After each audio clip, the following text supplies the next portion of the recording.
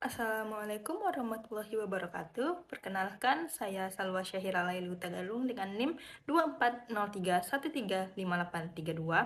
Baiklah, di sini saya akan menjelaskan secara singkat untuk ujian tengah semester saya dengan mata kuliah komputasi statistika. Baiklah, langsung saja kita masuk pada soalnya. Di sini ada soal nomor 1, yaitu pabrik bantaran bohlam pijar terang sedang bereksperimen dengan dua proses berbeda untuk menghasilkan bantalan bohlam dengan presisi tertinggi. Nah, dapat kita lihat di sini ada tabel proses A dan proses B, ada simple mean A, simple mean B, dan standar deviasi A dan standar deviasi B, dan sample size A dan sample size B. Dan di sini peneliti tertarik untuk menentukan apakah terdapat bukti bahwa kedua proses menghasilkan kesalahan rata-rata yang berbeda dalam pengujian. Diasumsikan deviasi standar kedua populasi yang diuji tidak diketahui, tetapi diasumsikan sama. Nah, jika peneliti tersebut menguji hipotesis 0 pada tingkat signifikan 1%, apakah keputusannya? Langsung aja kita masuk ke sintaknya. Untuk nomor 1 kita masukin pertama datanya, ada min A, min B, standar deviasi A, standar deviasi B, dan sampel A, sampel B. Lalu pertama kita hitung false standar deviasinya dulu, kemudian kita uji T-nya, kemudian kita uji derajat bebas, dan terakhir yaitu kita cari p-value-nya. Nah, lalu kita buat keputusan. Nah, jika p-value-nya kecil dari 0,01, kenapa 0,01? Karena dari soal tadi diminta pada tingkat signifikan 1%. Nah, jika p-value kecil dari 0,01 maka tolak 0. Jika p-value lebih besar dari 0,01 maka gagal menolak 0. Nah, output yang kita dapatin yaitu dengan nilai T-nya itu minus 3,29887 dengan derajat bebasnya 24 dan p-value 0,00302014.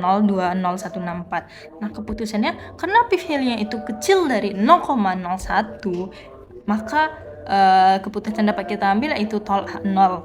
Ya, dengan artinya itu, nah rata-rata proses A dan proses B itu berbeda signifikan. Baiklah, selanjutnya sebuah pabrik melakukan pengujian daya serap handuk kertas terhadap cairan yang dikembangkan atas dua jenis teknologi. Di sini ada teknologi 1 dan teknologi 2, yang dimana teknologi satunya itu dengan sampel acak dari 9 handuk, dan teknologi 2-nya itu ada dari 12 sampel acak. Nah, kemudian menggunakan tingkat signifikan 0,10, analisis PT tersebut ingin menguji apakah ada perbedaan dalam jumlah rata-rata cairan yang diserap oleh kedua jenis handuk kertas dengan asumsi deviasi standar kedua populasi tidak diketahui tetapi tidak bisa dianggap sama.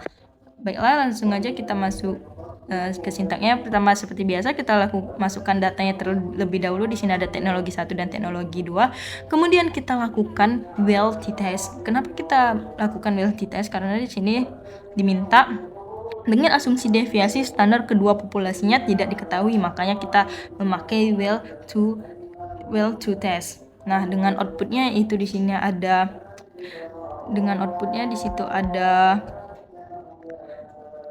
di sini ada nilai T-nya dengan min 2,4731, derajat bebasnya ada 0,10, derajat bebasnya ada di angka 10,864 dan p-value-nya itu ada 0,0312. Nah, karena 0,0312 itu lebih kecil dari 0,10 maka tolak 0, yang artinya itu ada perbedaan rata-rata antara teknologi 1 dan teknologi 2. Selanjutnya kita masuk ke soal nomor 3.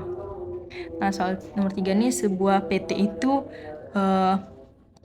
ingin mengetahui efektivitas program pelatihan terhadap peningkatan kemampuan auditor dalam melakukan audit. Nah, terhadap para auditor yang dilakukan pelatihan, dipilih sampel sebanyak 20 orang auditor dan dilakukan pencatatan waktu yang diperlukan oleh auditor tersebut dalam melaksanakan tugasnya sebelum yang bersangkutan mengikuti program pelatihan dan sesudah yang bersangkutan mengikuti pelatihan. Dapat kita lihat di tabel di sini ada nomor auditornya, di sini ada waktu yang perlu auditor dalam melaksanakan tugasnya sebelum mengikuti pelatihan dalam kurun waktu jam.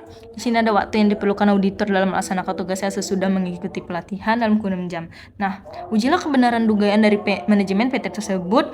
Dalam hal ini, efektivitas program pelatihan terhadap peningkatan kemampuan auditor dalam melakukan audit pada tingkat signifikan 0,05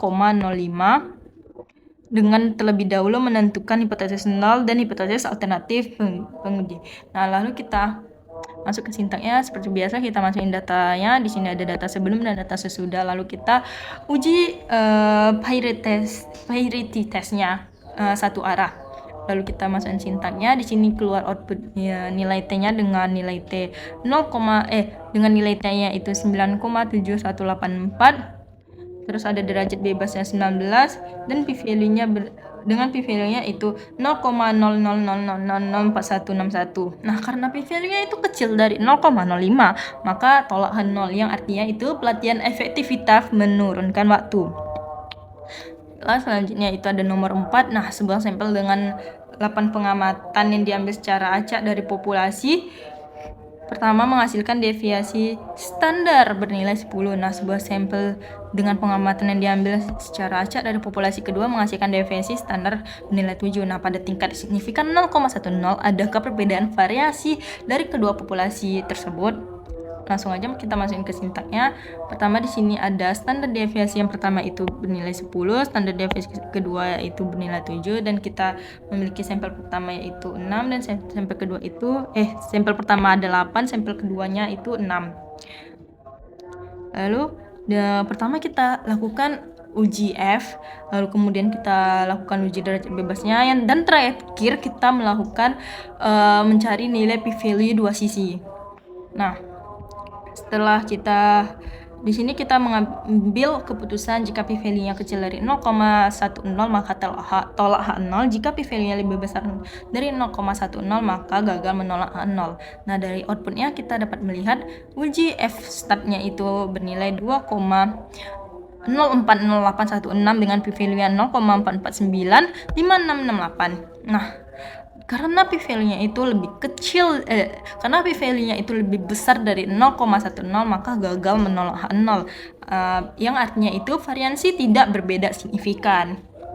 Baiklah, ini ada soal terakhir yaitu sebuah sampel dengan 8 pengamatan yang diambil secara acak dari populasi sebuah sampel dengan 8 pengamatan yang diambil secara acak dari populasi pertama menghasilkan deviasi standar bernilai 12. Sebuah sampel dengan 7 pengamatan yang diambil secara acak dari populasi kedua yang menghasilkan deviasi standar bernilai 7. Nah, pada tingkat signifikan 0,05, apakah dapat disimpulkan bahwa variasi populasi pertama lebih tinggi daripada variasi populasi kedua? Baiklah, langsung aja kita jawab. Nah, di sini kita masuk ada standar deviasi yang pertama itu 12, standar deviasi kedua itu ada 7, sampel yang pertama ada 8 dan sampel kedua ada 7. Nah, sama kayak nomor 4 nomor sebelumnya, kita lakukan uji F dulu, uji derajat bebasnya, dan di sini kita dan yang terakhir kita mencari nilai p-value-nya dengan satu sisi. Lalu di sini kita memakai keputusan jika p-value-nya lebih kecil dari 0,05 maka tolak H0, jika p-value-nya lebih besar dari 0,05 maka gagal menolak H0. Nah, dari outputnya kita dapat melihat dengan nilai F-stat-nya itu ada 2,938776 dengan p-value-nya 0,10500769. Nah, karena p-value-nya itu lebih besar dari 0,05 maka gagal menolak H0, yang artinya belum cukup bukti variansi 1 lebih besar. Baiklah, segitu saja yang dapat saya sampaikan. Semoga para audiens mengerti apa yang saya maksud dan saya jelaskan. Saya akhiri dengan wabillahi taufiq wal hidayah. Wassalamualaikum warahmatullahi wabarakatuh. Terima kasih.